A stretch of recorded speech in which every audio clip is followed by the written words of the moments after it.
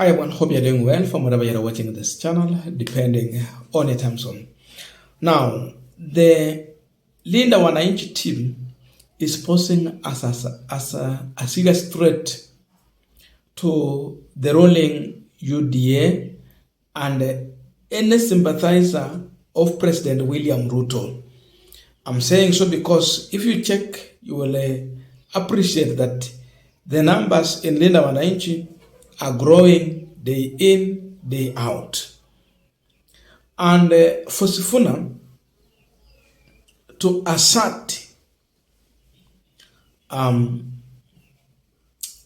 his push to be on ballot or to push for a certain candidate and be considered in one way or another, either for a running mate or a presidential ticket, he must have a backing. At one point, I heard from the member of parliament, actually, who is interested in being Bungoma governor as of now, Tim Wanyoni. He said that Sifuna should come back home and start from home going outside. That Nairobi does not belong to anyone, it is for everyone. It is true, and seemingly Sifuna is winning in a big way coming back home. The images that were shared today in a hotel that has not been disclosed. And for the very first time, I see Sifuna and Bony Khalwale sitting on the same table discussing about Luya politics. Sifuna was from ODM. And the man I'm talking about, Bony Khalwale, was elected on UDA ticket. Yani, Sifuna is now harvesting from UDA. So people are decamping from UDA ruling party to Linda Wananchi, where Sifuna belongs. Honor your map. And it is not only Sifuna, Khalwale. There are other leaders that Khalwale has come with on the table. And there is a post that Sifuna shared on his Facebook page. Without saying too much, this is what he posted. The images, which are all over. Then he said this: Khalwale plus Lishenga plus Odilo will need a bigger table. So they're saying they will need a bigger table. But this is the people or leaders who are now joining the Linda Wananchi. You can see also they seated there. You can as well see the Trans Nzoia governor, George Natembeya, is sitting there, and they are all very happy with this move. Ladies and gentlemen, I would want us to continue with this panel discussion to understand really what is happening, who is gaining, who is losing, and the future politics of Mulembe Nation. But before we go deep into that discussion, I have a quick and humble request. For those who are watching the channel and you have not yet subscribed, please consider subscribing. To our returning subscribers, I must say thank you so much. And again, to all our viewers, please give this video a thumbs up. Thank you so much, and back to our discussion. Now, this means a lot to Sifuna and Linda Wananchi. Khalwale is a good orator, a person you would need to have on your side. He is a good articulator. He knows how to package a message and deliver it to the public. He knows how to move the crowd. He is a darling of many.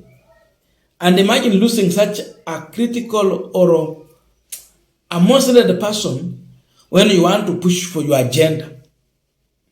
Khalwale played a key role in Ruto's campaign, especially in the Western region, in the previous 2022 general election. Today he's telling Ruto, bye-bye.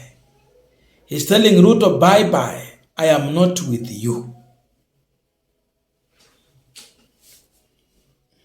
That is what the Linda Wananchi has gained. So, the wisdom you would need from someone like Orengo, you also see Khalwale is sitting there. It is a plus. When it comes to a situation whereby the government side is losing a whole senator to opposition, that is a big blow. It is a big loss, because the perception that comes with this, that people would see, so you can just leave government and join opposition. That means the government is becoming of no good substance. It is now a serious rejection. Not really, you find it easily that people are leaving the government side to join the opposition.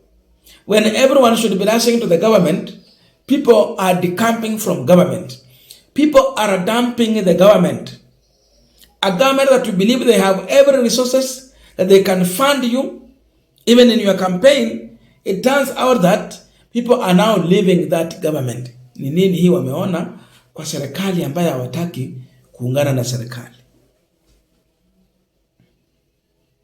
So to me, I see this one as a big blow to Ruto for Khalwale to publicly now show a gesture of moving to support Sifuna. A big win for Edwin Sifuna. You know, Sifuna is coming from Bungoma. And this is Western region. In Western region, we have counties. And among these counties, you would need serious people who can articulate your agenda on the ground. So a big win for Sifuna in Kakamega. Khalwale will become the face of Linda Wananchi in Kakamega County. Unajua ukiangalia kwa hii timu unaona George Natembea become the face of Linda Wananchi in Trans Nzoia. Then Sifuna himself, when he's back at home, Bungoma, he becomes the face. In Vihiga, you see Godfrey Osoti carrying the face of Linda Wananchi on behalf of Sifuna.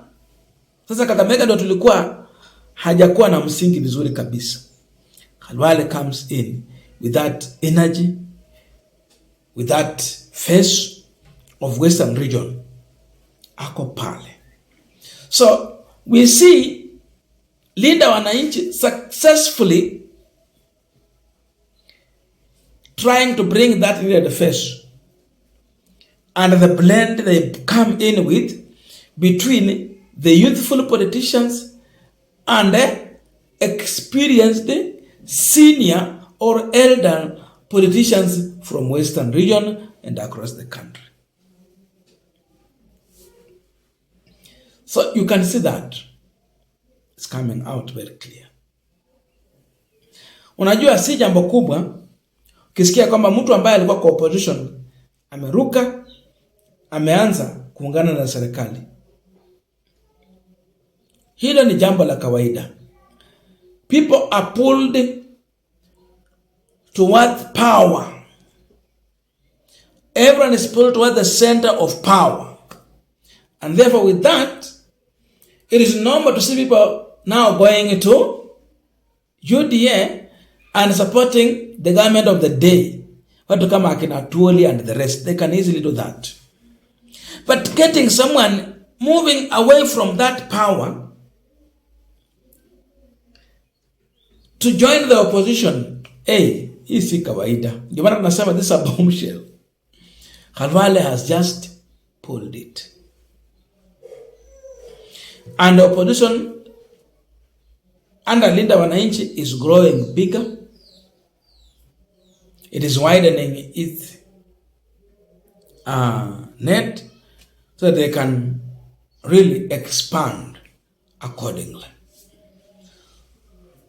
So a big loss for President Ruto. They will need to have another person to prepare to run for the Kakamega senatorial seat under UDA, because Khalwale is no longer there for them. Khalwale has pulled out. They need to go back to the drawing board to come up with another candidate to present the people of Kakamega. Khalwale also is playing his politics cleverly. He is interested in vying for Kakamega governor. And through UDA, seemingly, it's like he knows UDA cannot be popular in Kakamega. So you look for a friendly ticket that would be easily acceptable. Linda Wananchi is the way to go. And for that reason, he finds every reason to associate with Edwin Sifuna and that team. I don't know if you, but there's a lot to discuss about this emerging news. So let us meet in the comment section to continue with our discussion. Thank you so much and see you in our next video.